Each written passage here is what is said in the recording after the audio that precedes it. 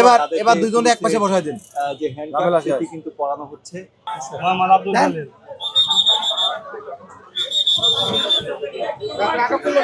অপরাধ কি আপনার? স্যার আমার তো কোনো অপরাধ নাই ভাই। আমাদের দোকান আমার স্যার, আমরা বুড়ে দোকান না স্যার, আমার ধরে নিয়ে গেছে। আপনার মার নাম কি? আমার নাম ফরিদ আক্তার। জি, ফরিদ আক্তার। আপনার গ্রাম কোথায়?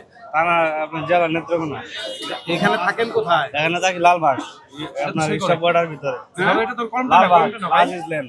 আরে কলমটা নেন, এত সই করেন ভাই। লিখতে পারেন না স্যার। লিখতে পারেন না? থানা থানা এই এটা দেন তো স্যার, স্ট্যাম্প প্যাডটা দেন, প্যাডটা দেন, স্ট্যাম্প প্যাডটা দেন। হ্যাঁ, ওইদিকে সাবির ভাই।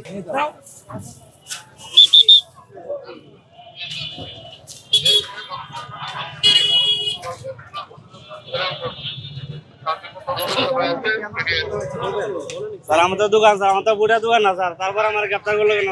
আমি কোনো অসুবিধা করি না স্যার, আমি তো আমার লোকে যাচ্ছিলাম, স্যার বললো গ্রেপ্তার করতে। আমাদের দোকানে কাজ করি স্যার, গ্রেপ্তার করবে কেন আমাকে? আপনার নাম কি বলছো তো? আমার নাম তুষার। বয়স কত? বয়স 22 বছর। স্যার আমরা কাজ করে স্যার, গরিব মানুষ, আমাদের কেন গ্রেপ্তার করেন স্যার বলেন? আমরা দোকানে স্যার কাজ করি, ঠিক আছে, আমরা দোকানে কাজ করি। দোকানের মালিক আমাদের তো বুড়া দোকান না স্যার, আমরা আমরা দোকানে মাল ঢুকাইছে, স্যার বলছে ঢুকাই যাচ্ছে। আমি আয় করি মাঝে মাঝে সময় দিই। আপনারা ধরবেন দোকানে মালিক হয়ে, আমরা হলাম গরিব মানুষ, আমরা এনে আইসি কাইল নাই। আমি তো পুরানো কাস্টমার, আমি মাঝে হামলা আইছি তো মাল কিনতে আসছি, তো আয় করে সাহায্য করলাম। দোকানে মাল সারা না স্যার, আমরা আইনের প্রতি শ্রদ্ধাশীল, আমরা আইন বিরুদ্ধে কোনো কাজে লিপ্ত নয়। একজনের ডাইনার দেন, একজনের বামার দেন। আরে হ্যাঁ বামার দেন। হ্যাঁ বামার।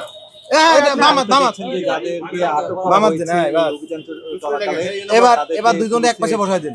যে হ্যান্ডকাপ সেটি কিন্তু পরানো হচ্ছে এবং তাদেরকে কিন্তু পুলিশের প্রিজন ভ্যানে করে